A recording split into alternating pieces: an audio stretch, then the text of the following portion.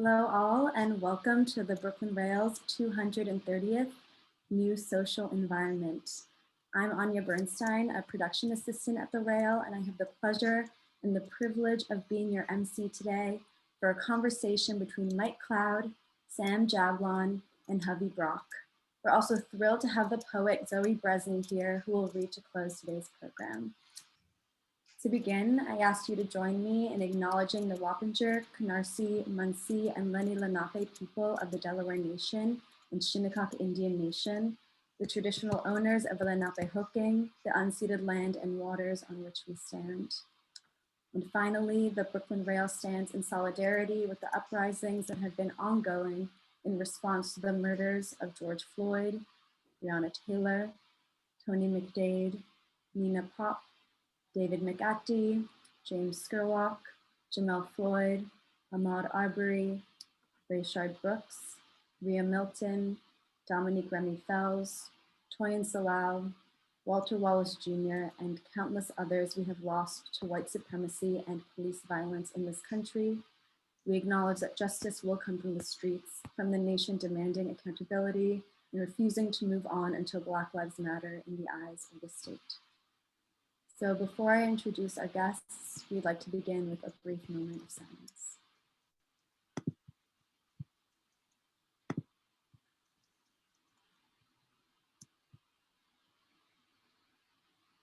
Thank you. And now to introduce today's guests.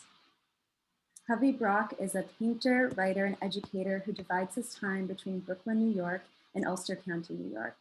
The Brooklyn Rail has been publishing his reviews since 2016. Sam Jablon is an artist and poet based in New York City. Jablon received his M.F.A. in painting from Brooklyn College in 2013 and his B.A. in poetry from Naropa University, Boulder, Colorado in 2009. Mike Cloud is an American painter living and working in Chicago, Illinois. Mike Cloud earned his M.F.A. from Yale University School of Art and his B.F.A. from the University of Illinois, Chicago. So without further ado, Hovey, please take it away. Thank you very much, Anya, for that wonderful introduction and the appropriate framing for these proceedings.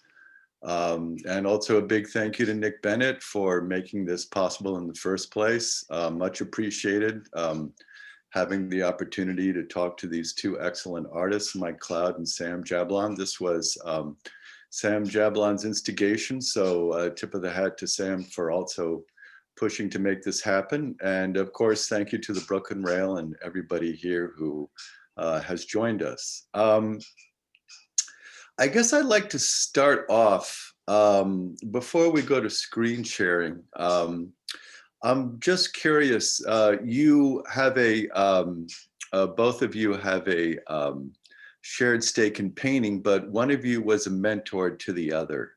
And if Mike, maybe you could just talk about your impression of Sam as a student. I just think it's interesting. It's such a wonderful relationship. Well, as you know, I was saying that I think for students, there's either you think that making art is the easy part and everything else is the hard part, you know, all the life issues, or you think that the life issues are the easy part and making art is the hard part. And Sam always impressed me because he seemed to agonize in the proper way about how to make art. And I don't think that I'm that much older than Sam. So I don't think that I was old enough to really make art that he would disapprove of and like be able to rebel against, but you know, he'll clarify how it was from his position. But yeah, he always seemed up for any kind of challenges that I saw in my own work or in his work. So I was always very impressed with him as a student and have kept in touch with him for years. Yeah, I mean, it's a wonderful relationship to have that. Sam, how did it feel from your end when you came in contact with Mike? When I first met Mike, I was like really excited that they brought him on to Brooklyn College. mostly because, like he said, he was like a younger faculty member. But he was always just very challenging and like open to having long discussions about why things didn't work or what did work. And we would just, yeah, there was just like a really healthy dialogue around how to make art. Excellent. Thank you. Well, maybe we can start the screen sharing, so we'll actually get down to cases here. What we're looking at here are, this is a two-person show. These are some installation shots.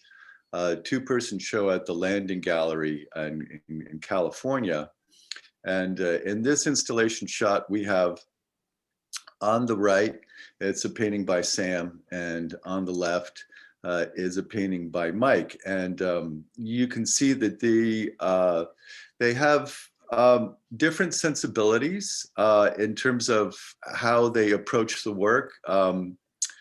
Mike, could you talk a little bit about your process for how a painting comes together and how that obtained in this particular instance, memorializing Anthony Bourdain? I'll say one extra thing about Sam as a student. One of the most important teachers to me, painters, is a painter named Byron Kim, who's not that much older than me. But I always remembered that he was my only professor who never knew what was wrong with my work. And I hope that I never knew what was wrong with Sam's work. And that was kind of the subject of our discussions. And how I start a painting, I start by building the painting as a kind of sculptural object. And I kind of have a myth that I tell myself, which is that if I can make the painting the correct sort of object, it won't really matter what I paint on it. And so I work to kind of make the painting the correct kind of object, and then I paint to kind of repair whatever flaws are inevitably left in it, kind of what affective or aesthetic flaws are left there. So that's how that painting began. It was built as a coat rack, I suppose, and then painted, and then built more, and then painted more.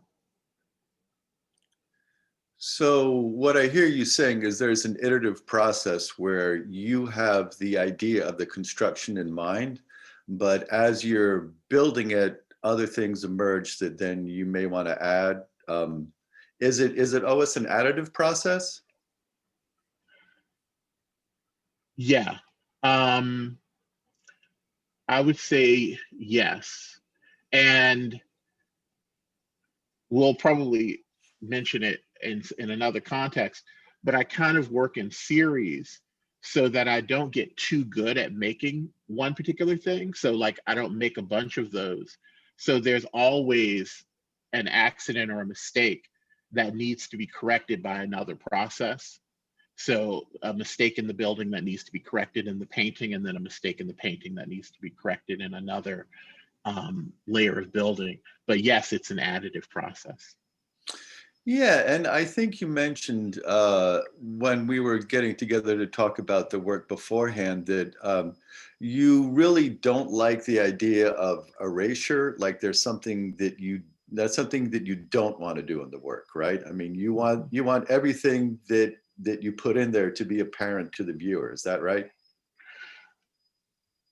Yeah, I always think of the idea of magic. They sometimes call magic the craft that conceals craft. And I don't want to conceal craft.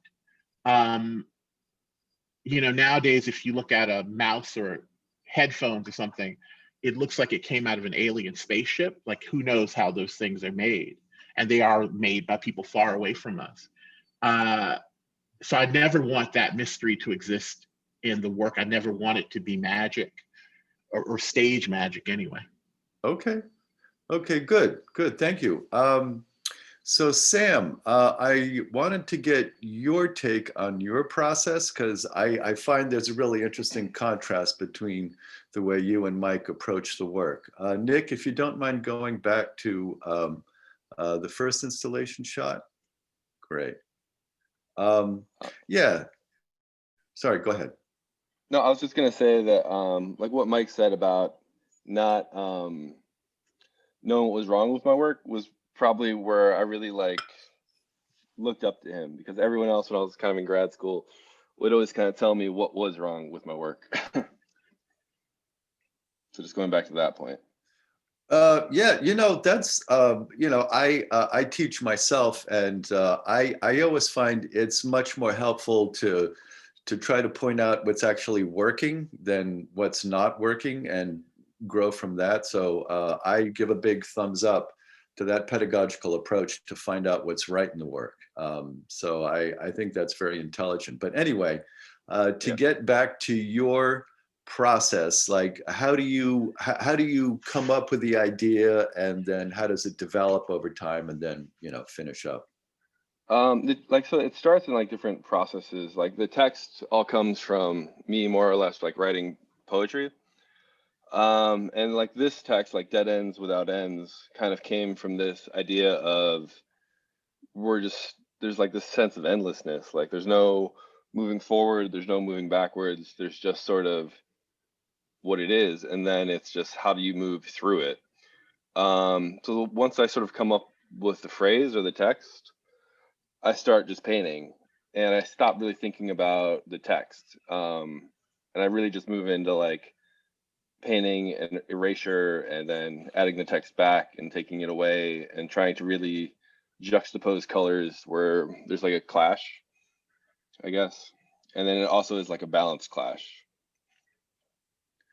So what I hear you saying is you'll move in, you'll paint something, you'll take it out, but the process of putting in and removing is very much a part of the way you think things through. The erasure, there's adding and erasing at the same time. So I'm just bringing that up as a contrast to the way Mike works. Yeah, I mean, erasure is like a huge part of my work. I'll sort of sit with a painting for like several months, and sometimes it looks like how I started, sometimes it doesn't. But I'll erase them and like rub out the work and rub off the paint probably like 15, 20 times before I finally get to something that feels resolved. Right. Nick, if you could move to the second installation shot. And I will jokingly say, Sam, that the secret was there was nothing wrong with your work. It was you the whole time. And I say that jokingly, and I'm sure you're old enough now to have the horror that I sometimes have when I open up a box with a painting from 15 or 20 years ago and there's nothing wrong with it. Like it would have been fine if I kept making those paintings and I moved on for other reasons, like because of me or something. So that's kind of a funny horror. But there was nothing wrong with that painting. Yeah, kind of a self-horror, right? So here we have a second comparison between your different working techniques. And I just wanted to point out that, is it fair to say that all the works in the show were made during COVID? Yeah, for me, that's true. Okay. And how do you think that impacted the work, or did it not? I mean,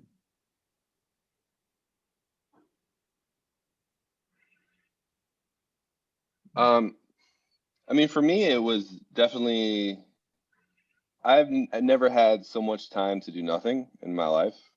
And for me, it really came out of, I started working on lots of works on paper and lots of small things in my apartment, and just really focusing on sort of repetition and color studies that then became like that then became kind of the paintings in the show.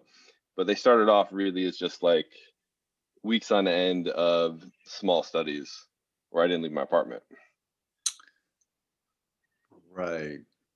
Well, I was just wondering because you talked about there's a there's a painting in the show Endlessness. I think we'll get to that one.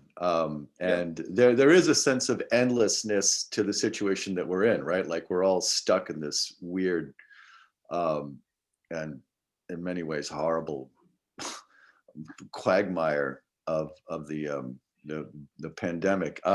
Mike, what was your experience? Well, the subjects of the paintings for a couple of years have been mostly death and marriage and heroism as kind of spiritual events. And so I guess living a more monkish lifestyle over that year, hopefully it intensified kind of my reconciliation to those concepts, but I can never tell. I can see how the objects are different. So for example, the surface is much more broken than in any of my former paintings. And I'm really happy with the kind of new relationship to surface in those paintings. But I don't know, the gold is always effective, and I can never verify whether that functions or not. But I had a much more intense relationship to them through their subject of death. Yeah, I was gonna say, I mean, you know, I have never had the good fortune of having a studio visit with you, but just reviewing your work, I can see that the surfaces in these paintings are a lot more worked. And one symbol that seems to emerge, or I don't know what the right word is, sign, is like the handprint. How did that emerge?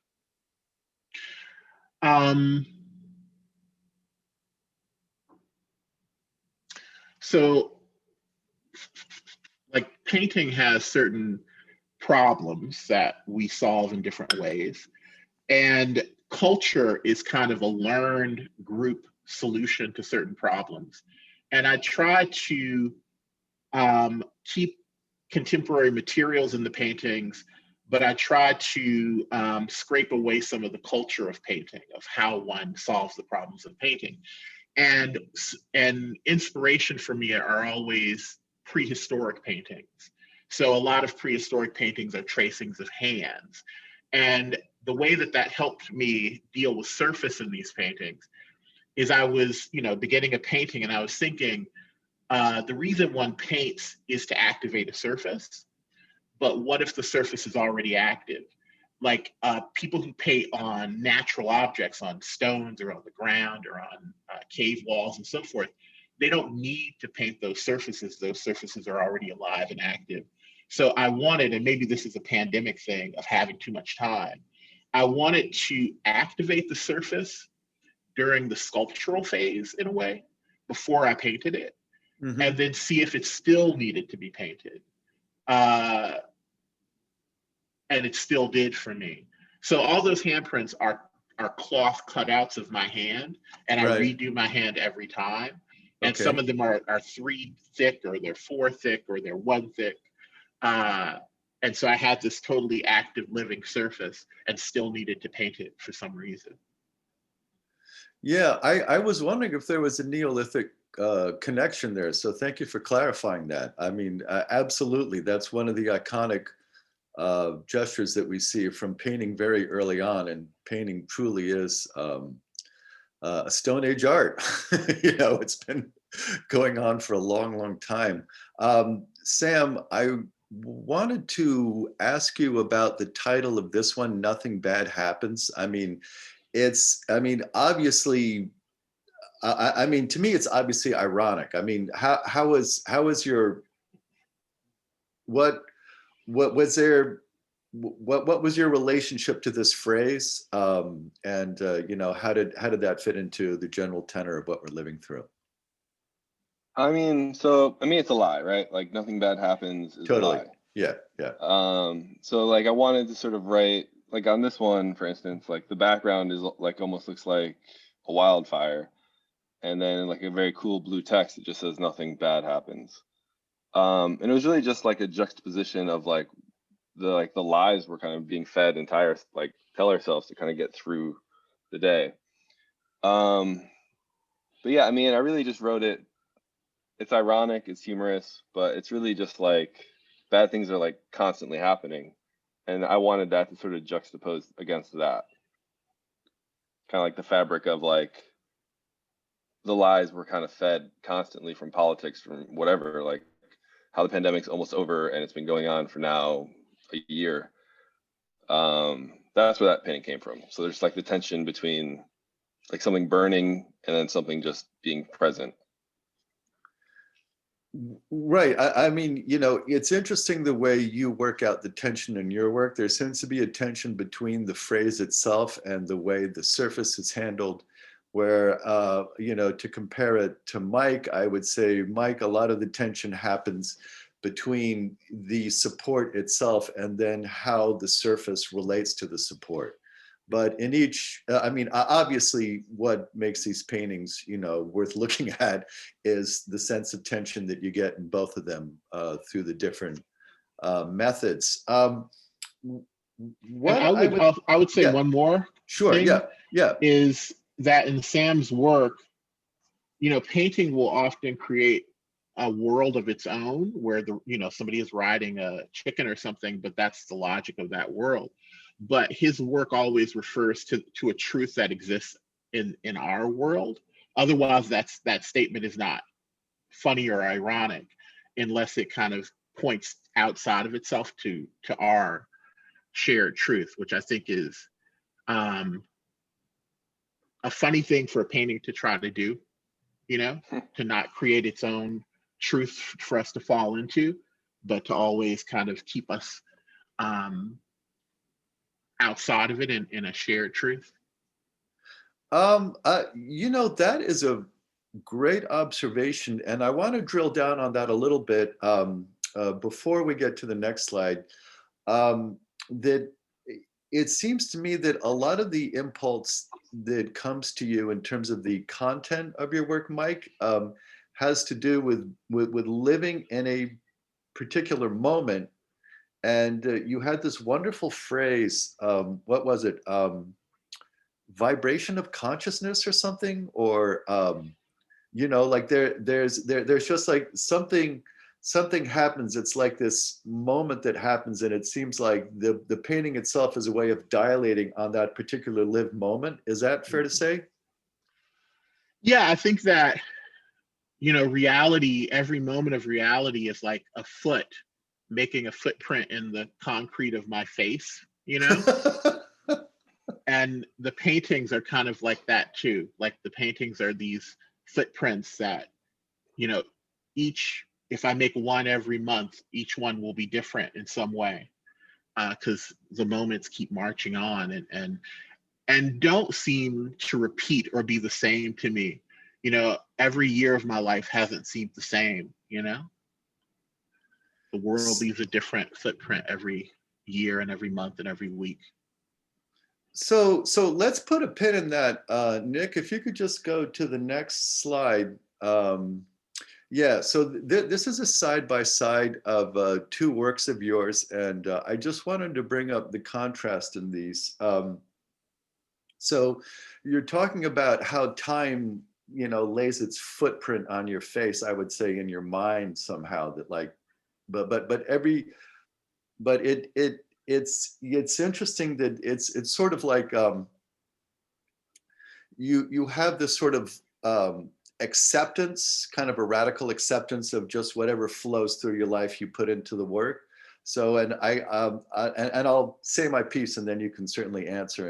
And if I get anything wrong, of course you'll let me know. But on the left we have advice getting a puppy, and that's, you know, a URL for you know, getting a puppy. And then excuse me, on the left, I don't remember my right from my left. On the left we have advice for getting a puppy. On the right we have a beheading portrait of Samuel Paty. That was the French school teacher who was beheaded.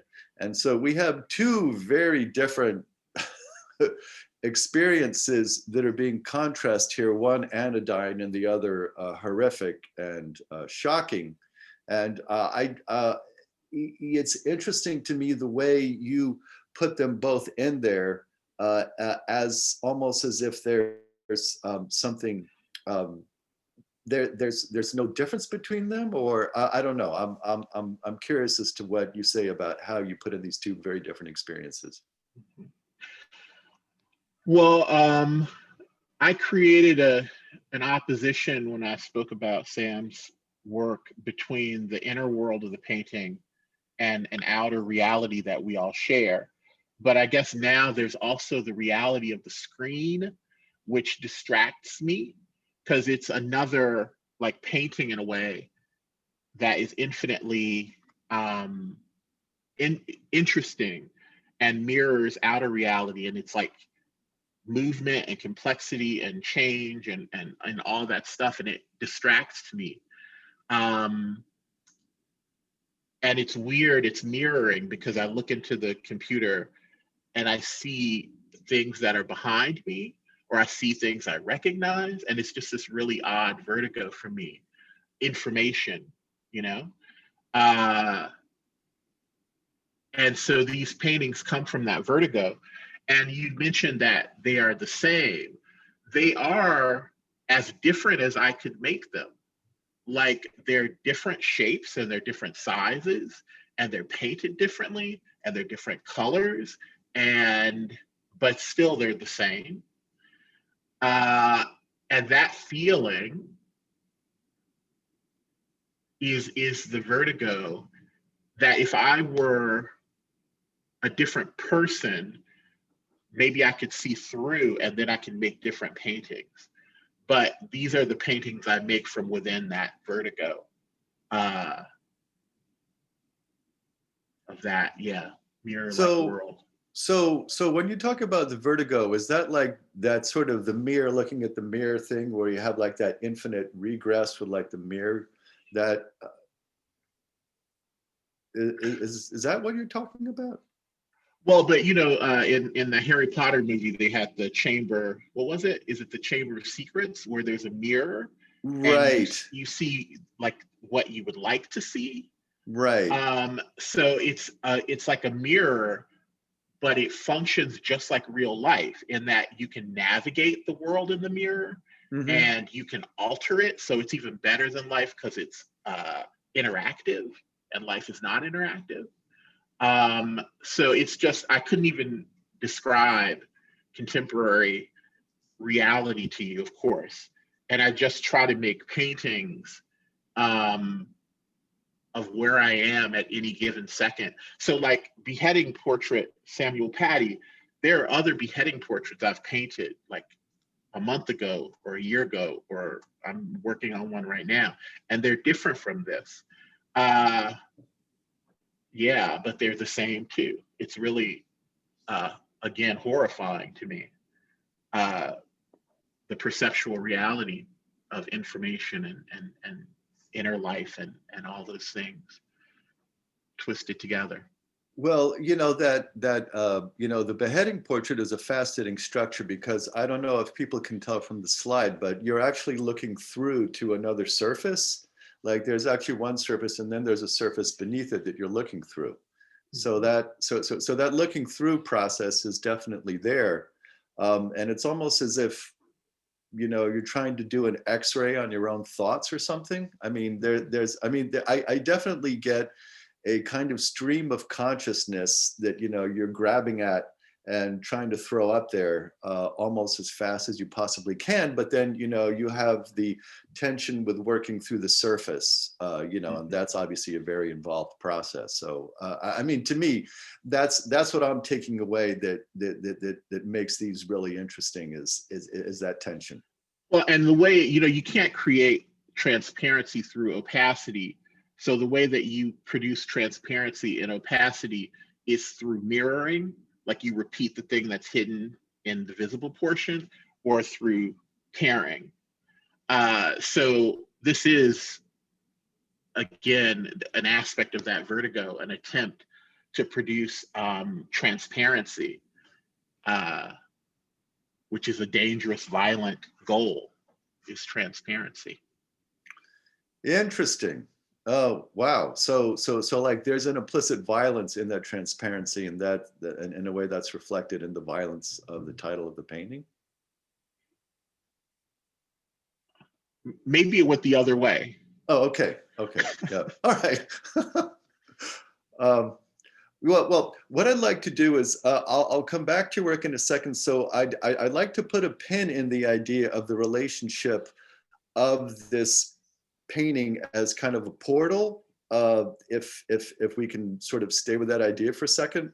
So let me put a pin in that. I'd like to go to Sam's paintings.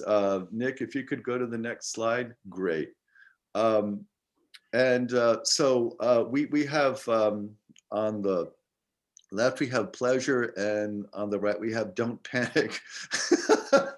And there's obviously I'm kind of being pulled in two ways with these ones side by side. Sam, maybe you could help me out here. Yeah, that's fine. So I started a series really that was like based on anxiety. So like there was a series of paintings that ranged from like chaos, don't panic, fuck, trouble, and then also like nothing bad happens, and pleasure. And I kept like cycling through these different texts and different ways of painting, and been painting them, and to figure out how to like create like different where they kind of like evoke different emotions. So don't panic was obviously just like everybody was panicking like throughout this whole pandemic, so I wanted to make a painting that was about the opposite. And then I started thinking about what was the opposite of anxiety, and I kind of got to pleasure. So then that was sort of where the juxtaposition happened, and like the same way I like tension in the paintings and within the text and the paintings, I sort of want the same tension in between the works that are in the show. Yeah, I guess but yeah, it came out of like dealing with the anxiety of, I guess, the pandemic. Okay, and you mentioned that you do color studies.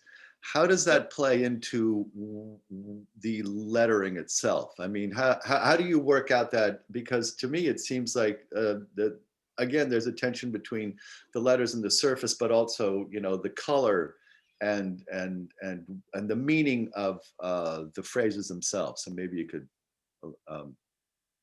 Yeah, for sure. Like, I mean, more, I would say in like March and April, I spent maybe those 2 months just making like the same painting 10 times, but in different colors, and just sort of figure out the different ways those studies could evoke different kind of emotions and feelings.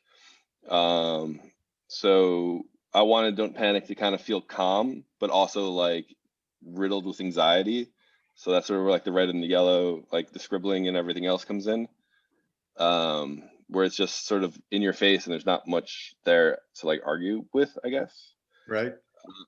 And then I wanted pleasure to kind of feel like, I guess, if you were just going to turn off and forget that there is a pandemic happening, and it's just sort of like the opposite. But then it kind of comes back into that painting, like where nothing bad happens, and it's just like you're dealing with these lies. So it's like the world's kind of falling apart, but then I'm kind of dealing with it through paintings, I guess. Or you're trying to find meaning in the phrases, but they keep short-circuiting themselves, and the meaning emerges through struggling to try to find the best way to get them to sit on the canvas. I mean, that's what I get. You know, like there's, I mean, That's for sorry. Oh, for sure, that's definitely there. I mean, it's like I kind of want the paintings to both like be like text-based paintings and then also abstract paintings. So I mean, neither is like more important. But I want like there to be a painting you can look at and see it as a painting, and then also for the text to have like a meaning. So there's like the two tension, like the two always like opposing each other. If that makes sense. No, I mean, absolutely. That's why they invite sustained looking, because there's always, I'm always flipping back and forth between the way they're painted and then the phrase itself. And then I'm trying to accrue meaning to the phrase, and then I'm trying to accrue meaning to the way it's painted, and it keeps on flipping back and forth. And to me, it's sort of, I'm kind of being batted from side to side as I'm looking at it. And similarly, like all the phrases that you're using in this particular series, I'll just read the list. There's linger longer, pleasure, don't panic, endlessness, eat disasters, nothing bad happens, time. I mean, it's like I'm going over here, I'm going over there. There's no place that I can really land in terms of how I'm trying to make sense of that collection of phrases. Is that intentional? Yeah, it definitely is. And I mean, it's also like even within the own paintings, like I really liked how like pleasure, like the top actually just says plea, and how that breaks apart. Right, plea and shore, right? Yeah. Yeah. So I mean, that's all like intentional. But yeah, I mean, it's just like, how do you kind of create like a non-linear poem? And I saw that you could do it through paintings, and you can kind of like move paintings around in a space. And as you read each painting, it's like you encounter the poem differently each time. Okay, good. Nick, if we could just move to slide number 5. Yeah, okay. So Mike, I wanted to come back to what I had briefly alluded to with when looking at your two works side by side. You had mentioned that you see the painting as a kind of a portal, and that the wall is, you said it was a sacred space. Could you talk some more about that? Because I'm really interested, like you have, like, this is obviously the shape of a coffin, and this is a memorial to a hero, Georgine Corrigan, who died on the flight that went down on 9/11, right? Well, art mediums kind of negotiate a space with other objects. So like architecture has to negotiate mountains and trees and bodies of water, and it has to resonate with its neighbors somehow. And sculptures have to negotiate the world of people and pets and cars and furniture, and it negotiates with those neighbors in some way. And painting lives in a very rarefied place on walls where nothing lives. So the only neighbors it has are things like doors and windows and mirrors, and it negotiates with those neighbors. But one of the neighbors of the wall are shrines. So if you go to a Chinese restaurant or something and they have a box with a Buddha and an orange and incense, that's another neighbor on the wall. So I think of shrines as being a neighbor that my work negotiates with, rather than like mirrors and windows and doors. I don't think you travel into the paintings, but they kind of seem like accumulations, right? Like the way that a shrine is an accumulation of things, of meaningful things and specific things. So yeah, so the sacred space of the wall is difficult to negotiate because there's nothing that lives there except pictures and things. So the shrine is a way to bring other sorts of things into that sacred space. I see. Okay. And what I'm getting in that process is there's this accretion of meaning, memory, events that then have like this sort of explosive moment in the articulation of that surface. So I mean, I guess if we're talking about a portal, that portal is happening as you come to the final articulation of all those intersecting thoughts, feelings, whatever, coming together. I'm sorry. Am I making sense here? Yes, and I can't disagree because Okay. my perspective on the work is not the privileged perspective, but from my perspective, the problem with shrines is that they collect dust, is that the moment is in the past, like when the things were gathered, etc.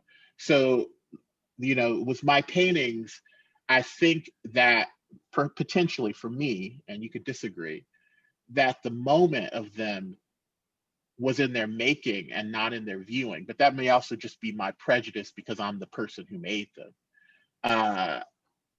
Yeah, so I'm not sure that moment that you're talking about when things coalesce, if it happens for the viewer visually, or if it happened for me in the building and you're just empathizing with my process. I'm not sure.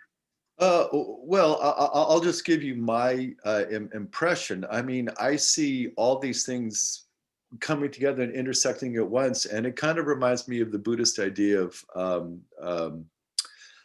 dependent origination, where one way through to looking at how things really are is to realize that everything is happening at once, and that's happening in each instant. But what I'm getting here is I'm getting that instant, and that's what I'm seeing. But I'm intuiting that for you, something must happen in the impulse for the actual frame of the object itself. And then out of that, all the other intersecting things come in, if that makes sense. Mm-hmm. Yes, it does.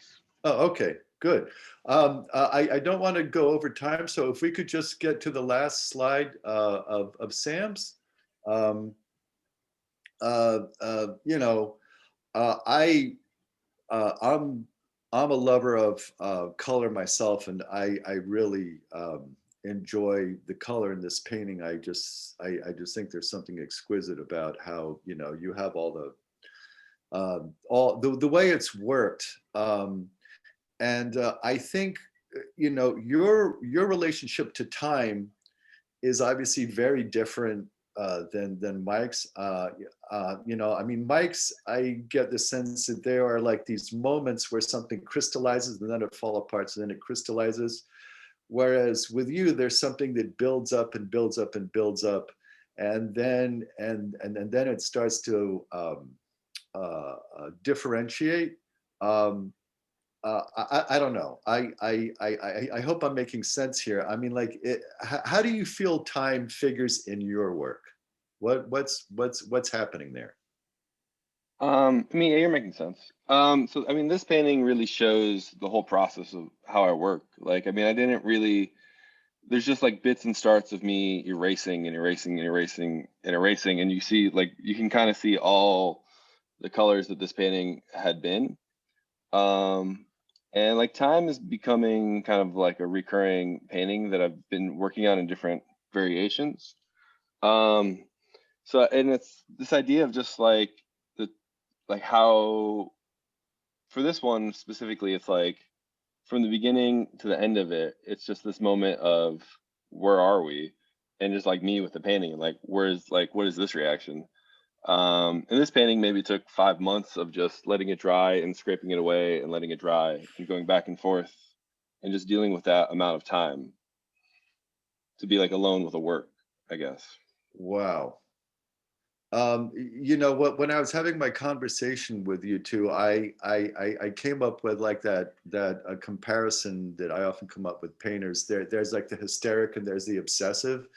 And Yeah. It's really interesting the way each of you kind of embodies that in these different dimensions. I mean, on the one hand, the classic hysteric painter would be Matisse, who would like paint and erase until finally got it just right.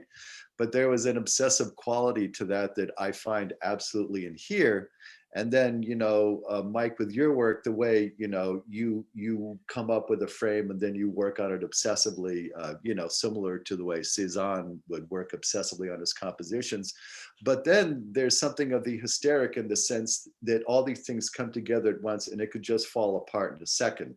And so if I could leave you guys with this thought, I mean, the wonderful complexity in both your paintings is that from different aspects, they embody very different sentiments. And it's really been a pleasure to, try to think through what you're both doing in your artwork. So I really appreciate this opportunity to talk to you both, and thank you for humoring me in my speculations.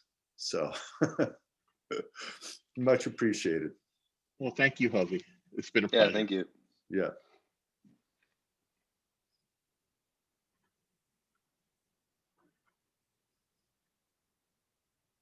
Thank you, Hovey. And if,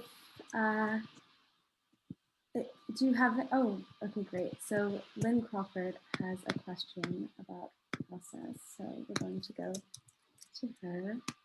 You can unmute your microphone.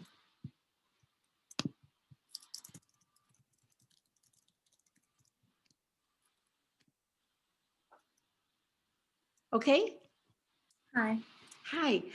This has been really incredible. And I have a question maybe for you, Mike, but actually for you too, Sam. I love what you said about critiquing someone else's work when they're in the process of doing it. And I always think about land. And if you just leave a plot of land alone, it will do something that that it was meant to do. But if someone comes in and intervenes with it and grooms it or fertilizes it, it becomes something else. And I always worry when someone is critiquing someone else's work, what they're interrupting. I know the intention is to make it better or make it thoughtful, but I'm just curious to hear your thoughts about that.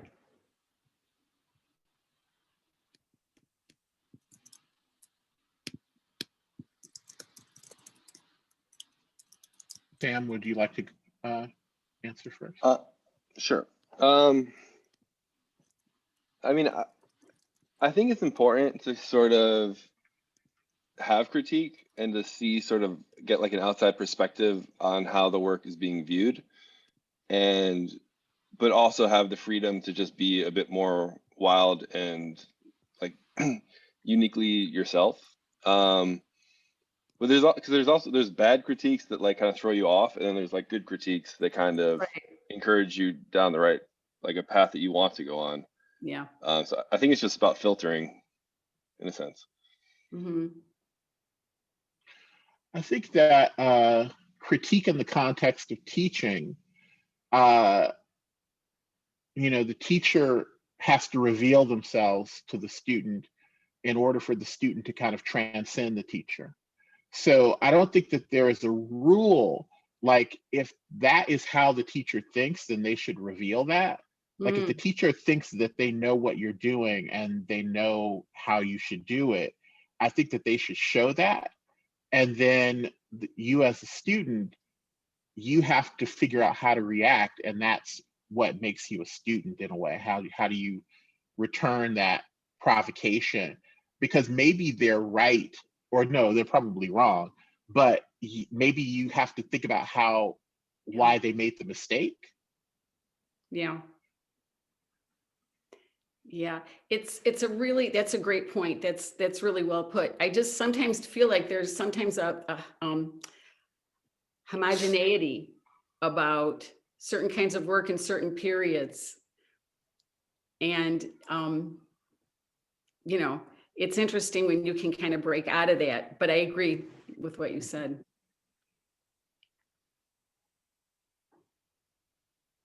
Thank you. Thank you. Thank you for your question. Thank you, Lynn, for your question. I know Simone has a question and is just typing it in the chat, I believe. So as we wait for Simone, I'm going to pass the mic to our very own Sophia to ask your question. Hi, thanks for this conversation. I'd like to hear from you both on the early formalization of your process and coming into your medium. Just to get right into the deep of it at the end.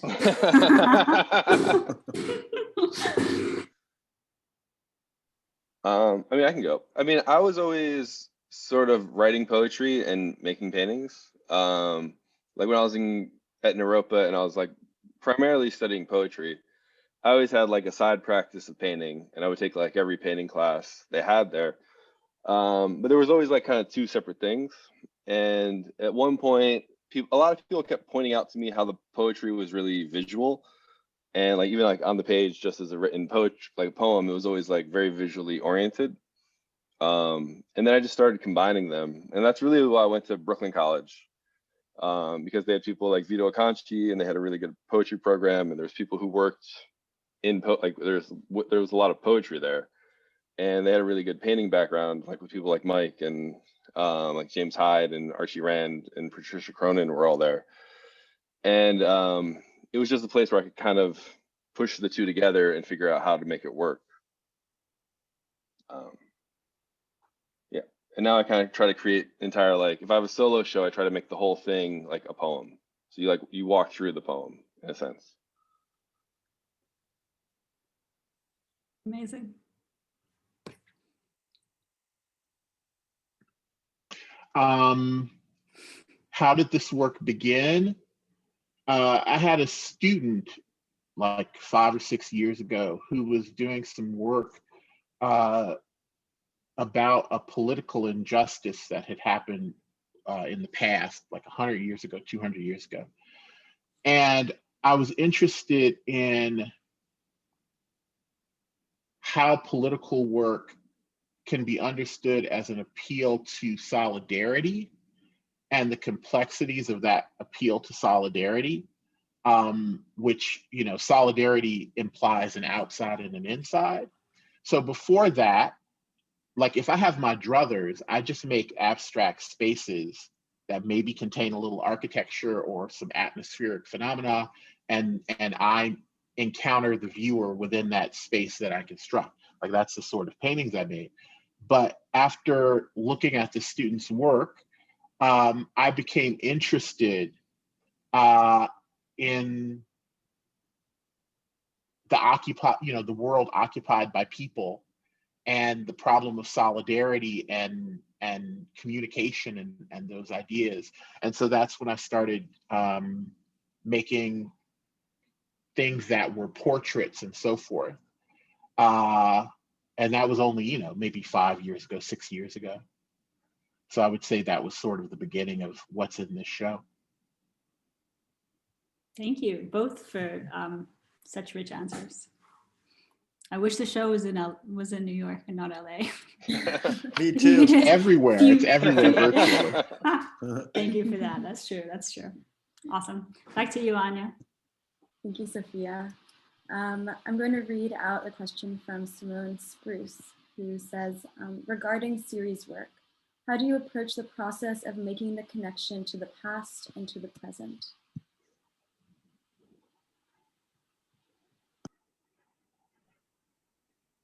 In the context of working in a series? Yeah, I believe so. Yes. Simone says yes.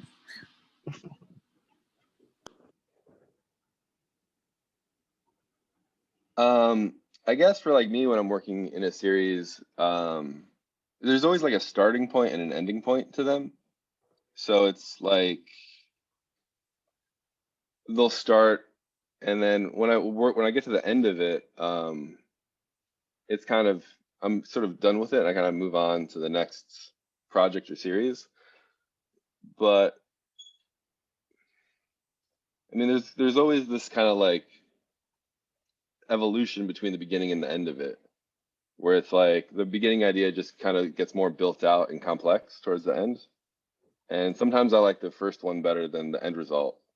But there's always this kind of like back and forth between looking back at the first one and then looking at the final one for me.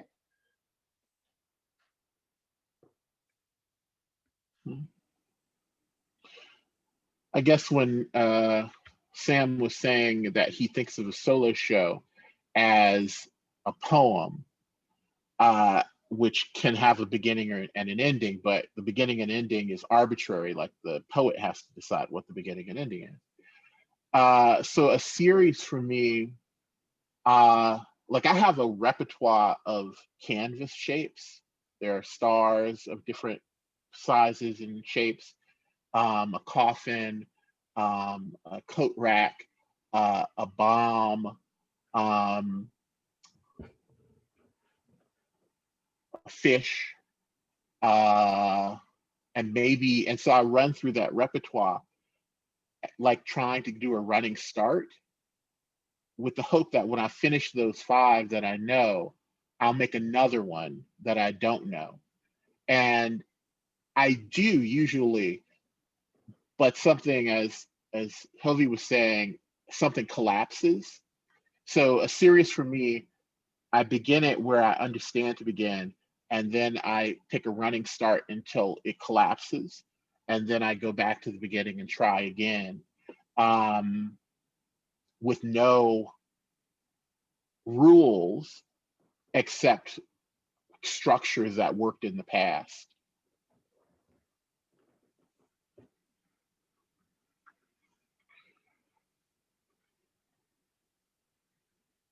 Thank you so much for those answers. Our next question comes from Joseph White. And excuse me. Okay, you should be able to turn on your microphone. My question was, do you feel in some way, goes out to both of you, whether you feel like you're painting against painting in some way, or you're part of a painting continuum, or whether the painting is more of a kind of utilization of what you want to do, and you're really not in any kind of particular relationship to painting.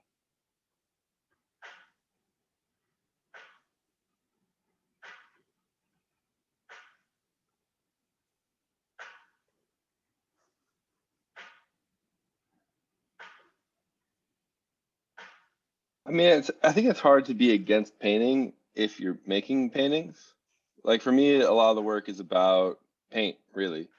And like there's from like the Russian futurists to like Christopher Wool, there's been like people using text and paintings for a long time. And I don't think I'm ever like against the history of painting or against like kind of what came before, but I kind of utilize it to sort of do what I want with poetry as well. I'm not sure if that answers your question. Well, I wasn't looking for a particular answer. We all are, right? Looking for a particular answer. But I'm going to disagree with Sam in that I think you can only transcend something from inside of it. Like you can only transcend the Catholic Church from within the Catholic Church, like to reform it. And I think the only way that you reform things is by claiming that you are the original. You know, so like you claim that the Catholic Church has strayed from some original path that you represent. And so that's, again, my relationship to ideas of a kind of ancient strategies or something, like relating to like Native American spirit wheels or cosmograms from other places in meaningful shapes, and trying to use contemporary materials, but trying to deny adopting contemporary strategies or something. Not that one can really do it, but I think that I try to propose that, you know? So I am trying to propose that I'm painting against painting, I think. I know that I'm doing that, but I think that it works, that the proposition is legible. Well, that's the way I sort of saw what you were doing. When I'm saying painting, I guess what I mean by that is like 500 years of European easel painting. And with what you're doing in particular, it's like one of the very first things that those forms say is that I am not accepting anything about that tradition at all. Against painting, I mean, that's the most direct sign of that is exactly what those things look like in the most general way. And then you said more of that. Yeah, thank you. Thank you for that great question, Joseph. But I also think that, Sam, that maybe, all right, this is a question. I don't want to ask rhetorical questions. Yeah. What is your relationship to the transcending of poetry? Like, why is that a goal? What's your beef with poetry as a form? What's my beef with I mean, I have no beef with poetry as a form. For me, like, I mean, I have a deep respect for poetry, and it's always like kind of at the root of like the root of my practice, I would say. But I found it wasn't really the best place for me to like write a book of poems. It was better for me to create like a series of paintings that are poems. And it just made more sense for me in my practice, really. But it kind of grew out of poetry. Like it grew out of like my roots in like, I guess, contemporary poetry.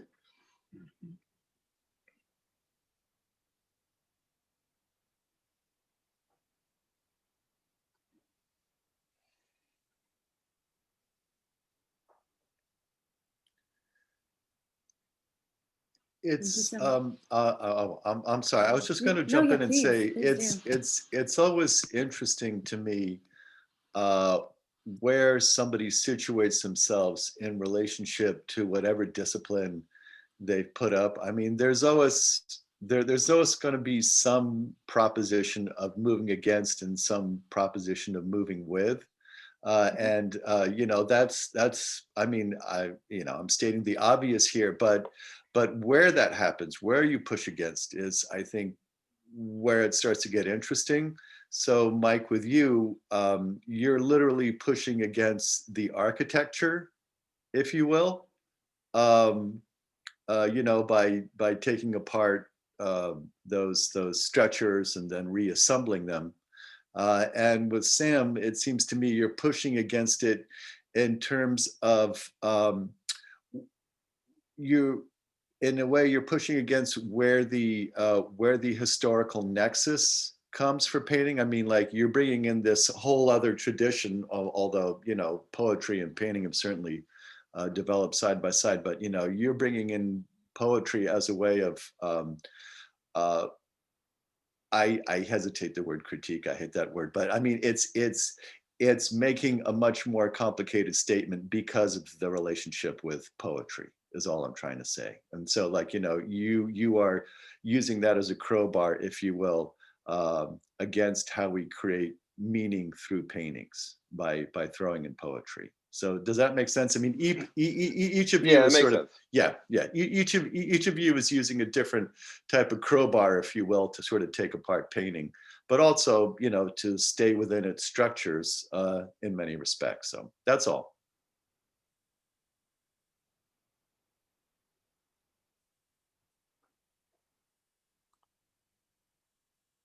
You have the. I think this next question resonates with this discussion, and it comes from Rima Grad, and you should be able to turn on your mic. Hi, thank you for this conversation. It's been terrific. I was fortunate to have Mike as a mentor for a brief period of time, and that was great. I actually have a question for Sam. I would like you to talk a little bit about your thought process around making the letters backwards. Yeah, that's easy. I used to like paint, like my older work had, I would say, a lot more material in it. Like especially when I was studying with Mike, it had like mirrors in the text and like tiles and like kind of whatever I could find, I would kind of stick into the paintings to like break up how you would read them and how you would see them. And then I sort of moved on to using just paint as the sole material. But I still wanted the complexity of like, how do you break up someone reading it? Like, I didn't really want them to be read immediately. Like, I wanted to slow down the process of reading. So I started flipping them around. I mean, I paint them both ways, and sometimes they're upside down. or I'll move letters around to like kind of jumble it up. But really just to like slow people down from just reading and moving on. Like I wanted them to read it, to see the painting, and kind of go back and forth with the tension between like seeing it and reading it. And I just found that was like a useful strategy to kind of slow people down originally. Yeah, thank you. Thank you, Rima and Sam. Our next question comes from Josephine Halverson. Hi, everyone. Thanks so much for your talk. I really enjoyed this today. Since you both work with language and image, I was wondering if you have thoughts on the analogies that we use when describing the experience of encountering an artwork, such as reading paintings or legibility or visual language. And also, if we were to inverse that, how do you think our literacy in encountering paintings is shaping our approach to reading?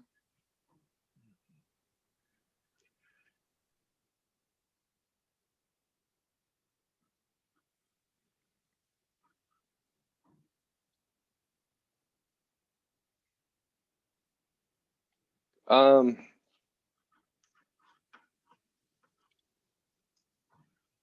mean, I think like Instagram kind of makes a lot of artwork about just the image and not the actual like physical object. And I think most people experience art mostly through like an app or a medium, and you don't really get up close and you don't really see like the detail and the whatever in the paintings. And I think a lot of paintings tend to suffer a little bit because you can take an image and it looks crystal clear and it looks beautiful. And I think it tends to be more about the image than the painting. And if you get up really close, like the brushwork and everything is kind of hastily done, I would say. And then in terms of reading, I mean, I honestly don't think people are reading that much these days, which is kind of a shame. Yeah. Sometimes I read art reviews, and there's like often one paragraph where it's full of aesthetic language.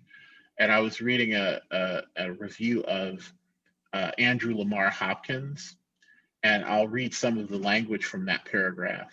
Stately, luxurious, capitalist excess, old school drag panache, deliciously subversive, lavish, exceptionally presented, scrupulously researched, extravagant, temporally weird. And I was talking to some students about this review, and their language was totally, like my students' language of describing art was totally different. I'll use some of their words. Normalcy, resolution, consciousness, affect, restoration, grief, mortality. And rather than it being sensual words about like how things in the world feel or whatever, they're internal words about how one feels inside of oneself. And that didn't horrify me. It sort of opened up a possibility of a new aesthetic experience, which is not an experience of the objective world, but a reflection of one's feelings. So, you know, as we say, like people being in their feelings. So that's sort of how I'm thinking about people's experiences nowadays, is that people are in their feelings and not on the surface of objects, you know, for better or worse. Really interesting. Thank you. Thank you, Josephine, for that question. Our next question comes from Bridget Mason Bailey. You can unmute yourself. Hi, thank you guys so much for this talk. Sam, do you still write poems What do you think the paintings do that poems themselves do not? Which kind of got already asked, but I guess we could talk more about it. And Mike, how do you see text as an element operating in your paintings? I still write poetry. Like I just did actually like a reading for Nada at the beginning of the pandemic and some for like some virtual studio visit thing. But I mean, I write pretty much daily. And I mean, like I read poetry pretty much daily. But for me, it was just like combining two works. Like I always wanted, like at one point I was making abstract paintings and I always wanted them to kind of say something. Like I was always like feeling like they weren't saying, like I couldn't really figure out what they were saying. So then I just started adding the poetry into them. And that's kind of how it developed, I guess.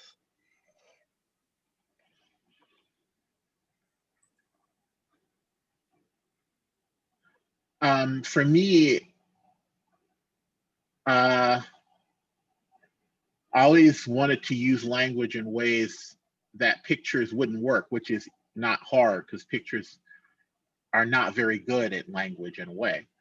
But I like URLs. They seem like a magical language in that, of course, they contain however much information they contain, but even their form is evocative. And so when you read, or when I read a URL, I know that I could know lots of things, and I usually leave it at that. Like I know that I could learn about this thing, and then I go on about my life.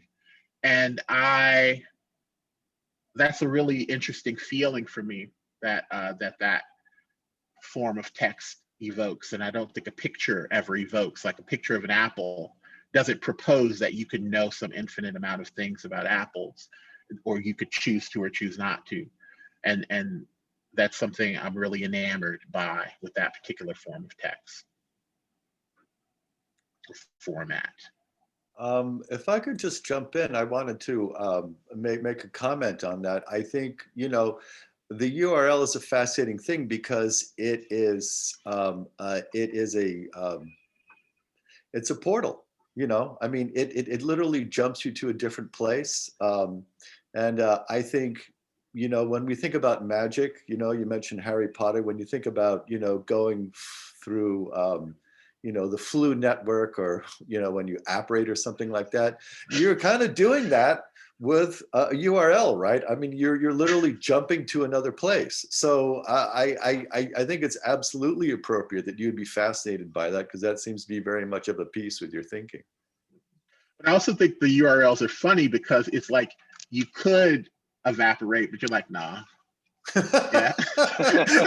Right. I got other things to do. Right. Yeah, disapparate, nah.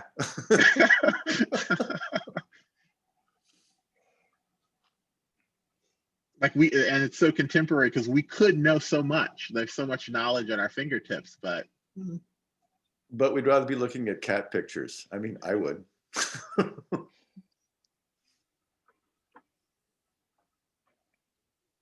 Thank you for that question, and thank you for such an amazing conversation, Mike, Sam, and Hovey, and for continuing that throughout the Q&A. This has been lovely. I love this discussion of language in your pieces. And at the Rail, we have a tradition of ending our lunches with a poem, and we've carried that into these new social environment events virtually. And so I'm thrilled to welcome our Poet Laureate of the day, Zoe Brezsny, to the stage. Zoe Brezsny is a poet from the Bay Area, currently living in Brooklyn. She's the author of Earthworks, and she DJs a weekly radio show on WFMU of poetry and music. With Mario Miron, she co-runs the project Space Turn. So without further ado, take it away. Hey everyone, thanks for having me. It's an honor to read some poems after this talk. Can you hear me okay? All good? I'm just gonna read 2 poems. This one is called Glowworm. The sticky trail and the pathway on the shell, sand or glitter, the brilliance of a false light. Triple Crown facial half off on Groupon. Bank of America asks, what would you like the power to do? Uneasy green aura warps the reflecting pool. Sky observers congregate. What ripens in a desert state? Time passes, a cell phone chimes. What begins with in a dream is really reality. For self-hypnosis, call 1-800, what am I doing now? What am I doing now to make the earth a better place, to live with you? The greatest gift you can give someone is the purity of your attention. And then this one is called Dayglow X. Bread, braid, breast, braid, brain, braid, king of the hill, king of beers. What's inside you? What's looking in for critical cellular data? Mineral reservoirs, my reward system, lactic acidosis, and gut feelings. Reddit subthreads predict ways of seeing in the dark. A humming swarm scans 1,000 years inscribed on a tree. A tattoo wrapped around a metalhead's wrist. One hand taketh, the other hand taketh. Hot concrete, you're in the street. A coded pattern left in a driveway. Dayglow X. Visions of a new world. Makes you remember your twin flame. Ouroboros baby doll. All the faces you've ever loved. No fear keychain. My invisible friends, warm and wet behind the eyes. I'm relearning a language that I knew at birth. Love is dawn visible throughout the day and kicks over the halo at the pit of the ocean. The diamond whirls, all that's fixed is volatile. Thank you. Thank you so much, Zoe, for such a lovely reading to end this talk. I really appreciate you being here. And thank you, Mike, Sam, and Hovey for this talk today, and to all who tuned in today for your questions and your contributions. This year we are celebrating the Rail's 20th anniversary, so please consider making a contribution to our anniversary fundraising campaign to keep the Rail and our special projects free, relevant, and independent. Projects like this NSE conversation series and our project We the Immigrants. Thanks to donations from our community and our board, we're just $75,000 away from our goal of raising $250,000, and every amount matters to us. So you can check out the chat for more information or ask one of our team members. And you can join us tomorrow at 1 p.m. for a radical poetry reading with Aditi Machado, featuring political poetry read by Joey Yiras Argosian, Ginger Ko, Joes Charles, and G.E. Patterson. And you should now be able to turn on your microphones to say thank you and bye. Thanks, Mike. Thanks, Sam. Thanks, Hovey. Thank you so much. Thank you, Thanks for all the everybody. good questions. This has been lovely. Thank you Thanks, Zoe. Thanks, Mike. Thanks, Really Hovey. wonderful. Thanks, Sam. All right. Thanks, Zoe.